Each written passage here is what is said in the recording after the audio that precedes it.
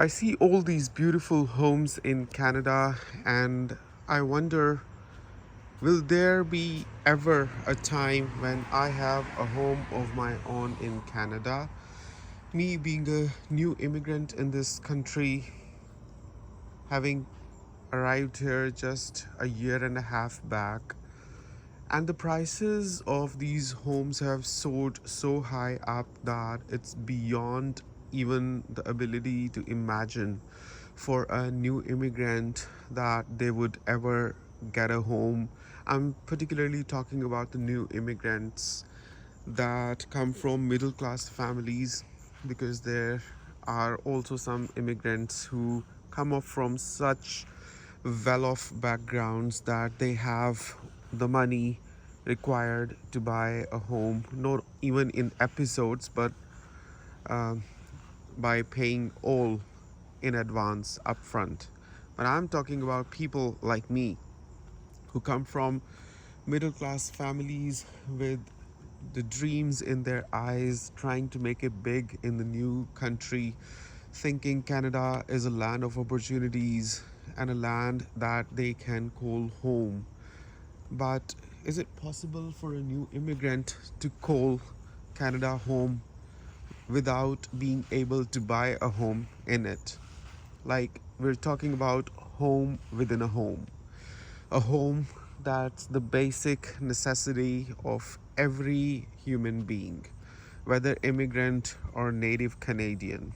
Even the native Canadians are finding it difficult to buy homes in Canada, even though they have been born here and they have been born and raised here. What to talk of the new immigrants?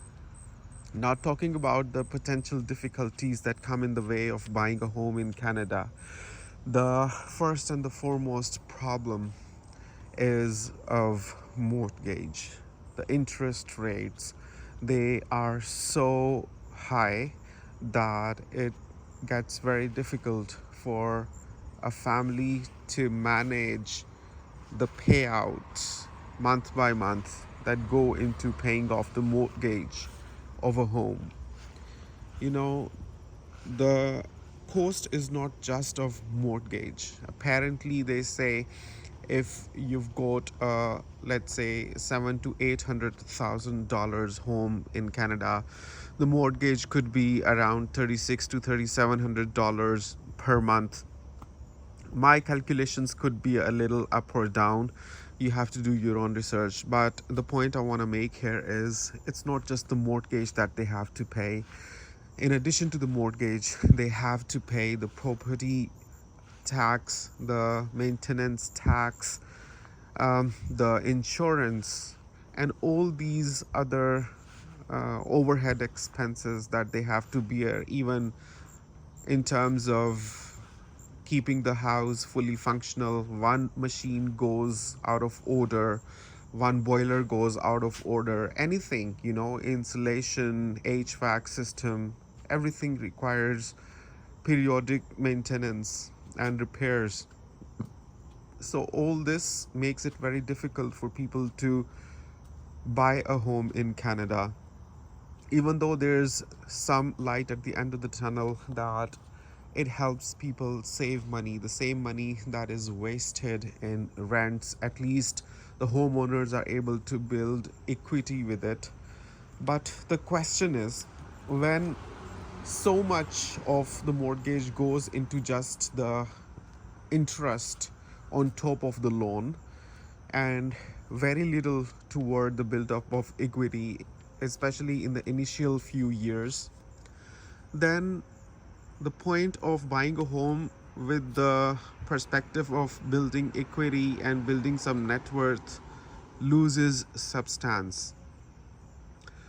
I was watching a video the other day and a homeowner was sharing his experience, and he was sharing that almost 65% of the mortgage that he pays every month goes towards the payment of the interest and 35% goes towards the buildup of equity. Now that to me uh, is a fact that that turns me off when I think about buying a home, and it goes like For the initial few years, most of the payment that you make goes toward the interest, and in the subsequent years, it goes the other way around, meaning the bulk of the payment goes toward the buildup of equity. But talking about the initial few years for the first home buyers, especially those who have less down payment to make, you can have just 5% down payment, and you could buy a home, you could get a loan and all that. But with the 5% comes a very big insurance charges as well, because with people who have such low down payments, there is more insurance premium to be paid because of the high level of risk the banks are assuming by giving them loans. So it goes like, in the case of a default, even if a homeowner is not able to pay, the insurance will take care of the the payment towards the bank.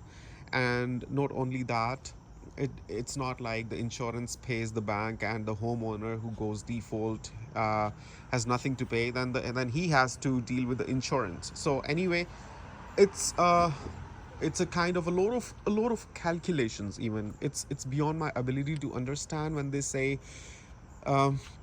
it's 6.8% interest or 5.3% interest. But that is not as simple as determining how much is your loan. Let's say you took a loan of, or your loan was approved for, let's say, $600,000. So with an interest payment of 5.6%, let's say. So it's not like 5.6% of that 600,000. It's some other more complicated kinds of calculations in which a lot of factors are taken into account, that even determines how much percentage of the mortgage month by month goes towards the payout of interest and how much toward the buildup of equity. So the calculation is pretty difficult. It's not as simple as 5.6% of the total loan amount.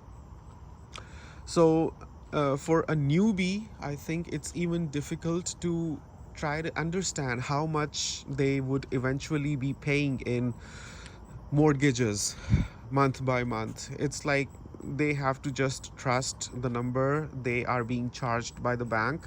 Some people, yes, they are so articulate and delve so deep into it and are so good at math that they are able to understand the math behind it and are able to comprehend the calculations. But for a common person, the calculations are far too complicated and sophisticated to comprehend on fingertips. It's not like that. So all in all, it's just like most of the payment goes toward interest, and a part of it goes toward equity. But these payments also keep changing over the period of time. When a person buys a home through the mortgage bank system, they have the option of keeping the payments fixed or variable. I mean, not payments, the interest rate fixed for a period of time, or variable. So there are pros and cons to both of those approaches. But the thing is, it's recommendable for a person who goes by the conventional way of buying a home through a bank to gather as much money in the start as possible, preferably at least more than 20% of the down payment. 20% of the total amount of the property as down payment, because that would help them control the cost of insurance, and as well as bring the monthly episodes of mortgage payments down, as opposed to a person who just has 5% down payment and they decide to buy a home. But even with that, whether you have a 5% down payment or a 20% down payment or whatever, the thing is, the payout period over which the property eventually will completely be paid off generally varies from 20 to 25 to 30, and sometimes even 35 years. Many of the immigrants come to Canada in their mid 30s or early 30s. Add to it this total payout period of a single property, that's like, let's say, 30 years. So 35 years was the age of the immigrant when he reached Canada, and They wait at least 2 years after coming to Canada to try to understand the system and gather some down payment. So that makes it um, 30, 37 years, right? I was assuming somebody came to Canada at 35 years. So add to that 2 years, that makes it 37 years. And then when they buy the property, add to it 30 years. So that will be 67 years in total. After which he would be able to have the property fully paid off.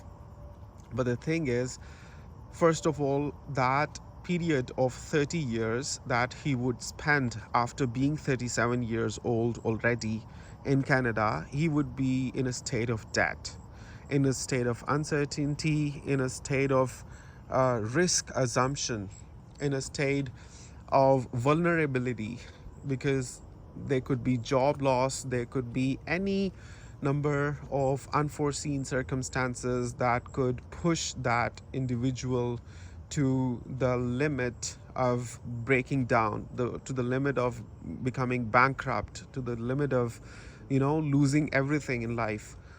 Because we are all humans, and there's destiny at play. Anything could happen to anybody anytime. So, with all these uncertain factors of uncertainty, I fail to understand how can an individual muster up the courage to invest the whole life in something as basically and as fundamentally important as a home in Canada.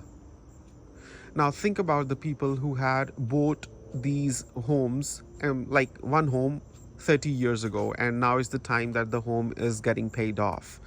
Let's say that individual bought the home for $200,000, and today the same home is worth $1.2 million. But the thing is, even though the price of property has increased from $200,000 to $1.2 million, there has been a net increase of $1 million, right? But having said that, today the same person can buy one home, the same home, for $1.2 million. It's not like he could travel back in time and have $1.2 million and could buy 6 homes instead of one. Even though the price of property has increased, appreciated, but if that individual sells that home for $1.2 million, the next home that he buys, he would not be going to get it for the same price that he paid 30 years ago, $200,000. It would be $1.2 million. So, after spending the whole life, like 30 years, the purchasing power has remained the same. One home. 30 years ago, it was one home. Today, even with the net increase of $1 million price in that home, the purchasing power still equals one home. So, what's the purpose of thinking that by buying a home you are gaining wealth or building wealth because the price of the property will appreciate? Yes, the price of property will appreciate, but you will still be able to buy the same number of properties with that money, unless you have more money, or you have somehow increased your sources of income or something like that. So all of this makes me think it's better to just rent in Canada, because for one, renting gives you a lot of flexibility in terms of movement, because the job in Canada is so important. Let's say I'm working in at a place that is in within a 1 kilometer radius of this place, and I buy this home. Today I have this job. I might be laid off tomorrow. I might be given the termination letter tomorrow for any reason, right? So my job's gone. But I have this home here that I have bought. Let's say I keep applying and I find a job in a different city in Canada. What am I going to do?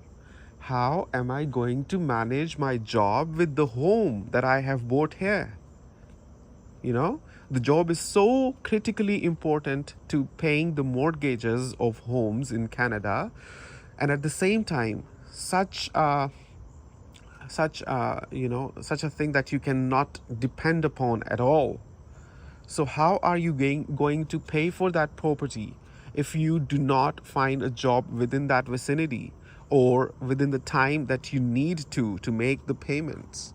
So all of these things brew a lot of suspicion into me, and they make me think it's just better to keep renting, because no matter how high the rents have gone in Canada, the rental payment that you make per month is still going to be at least $1,500 to $2,000 lesser than the mortgage payment you would be going to make for the same home.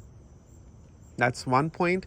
Secondly, renting gives you the flexibility to move anywhere in Canada. Today you're here, tomorrow you find a better opportunity, you go somewhere else, and you could start living there, you could start working there. So, and thirdly, you are not in a state of debt all your life. Yes, I understand you also do not get to build a home in Canada that way, but how long are we going to live? Somehow this idea of spending my life trying to pay off for a home, spending my whole life with this goal in front of me that I have to pay for this home and I have to one day call this home fully paid off and mine, does not make me